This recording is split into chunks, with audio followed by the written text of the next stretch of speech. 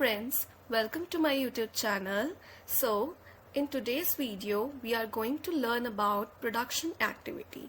So in the previous video we have started our new chapter, that is basic economic activities, where we would learn about production, consumption and capital formation.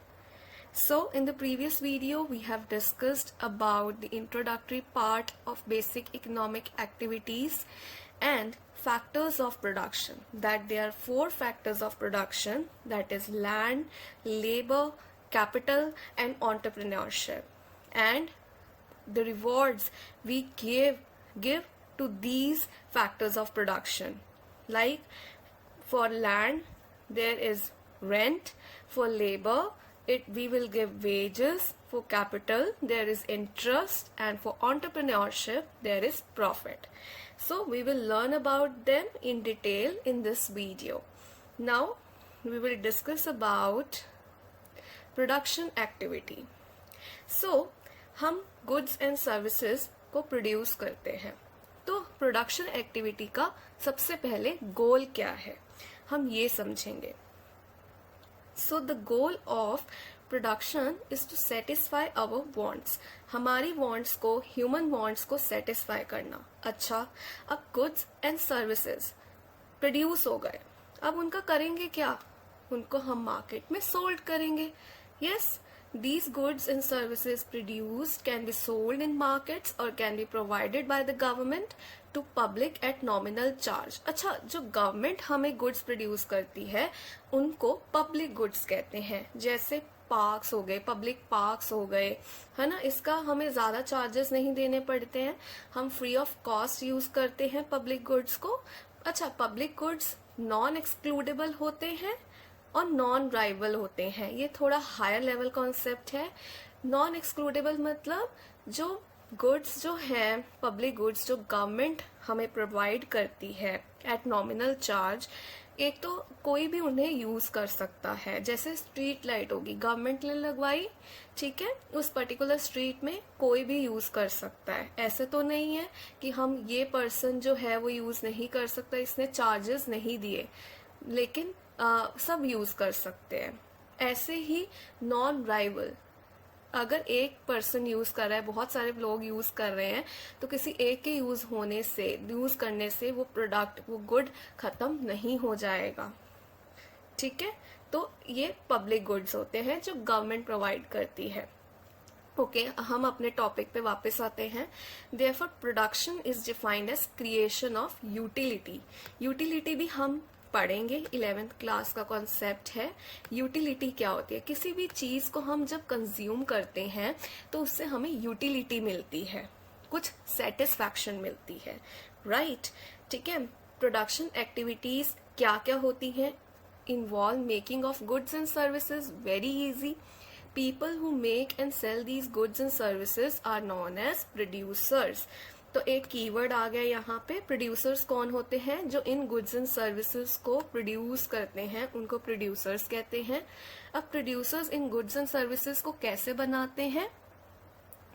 4 factors of production के बारे में मैंने previous video में discuss किया है थोड़ा सा, कि land, labour, capital and entrepreneurship 4 factors of production है जिनको कंबाइन करके कोई भी गुड को हम बना सकते हैं.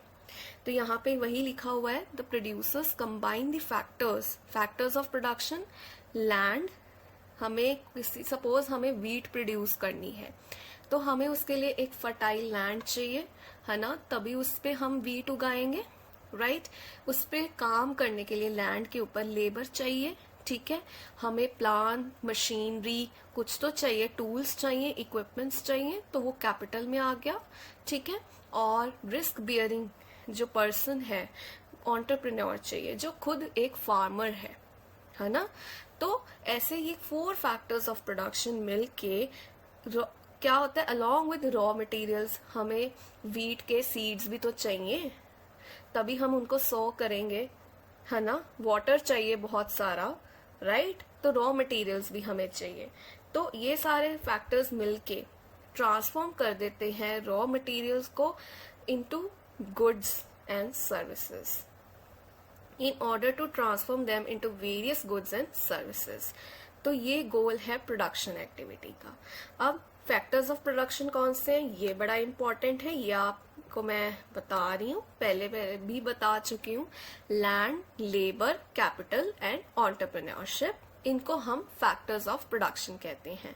इन फैक्टर्स ऑफ प्रोडक्शन को हम आगे जाके रीड करेंगे, हम फैक्टर इनकम्स भी देते हैं।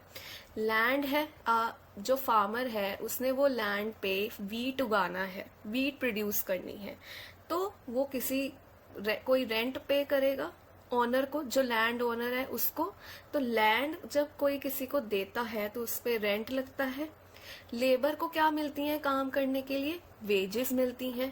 कैपिटल पे इंटरेस्ट बनता है। एंड एंटरप्रेन्योरशिप, जो रिस्क बियरिंग पर्सन है, जब उसका बहुत सारा चल पड़ता है काम वगैरह, तो क्या होता है, उसको प्रॉफिट होता है, राइट। तो अब प्रोड्यूसर्स क्या ट्राई करते हैं, to produce maximum amount of goods and services by using various combinations of factors of production. यही जो 4 फैक्टर्स ऑफ प्रोडक्शन है, इसको यूज करके various goods and services produce करते हैं, राइट। तो ये है हमारी प्रोडक्शन एक्टिविटी।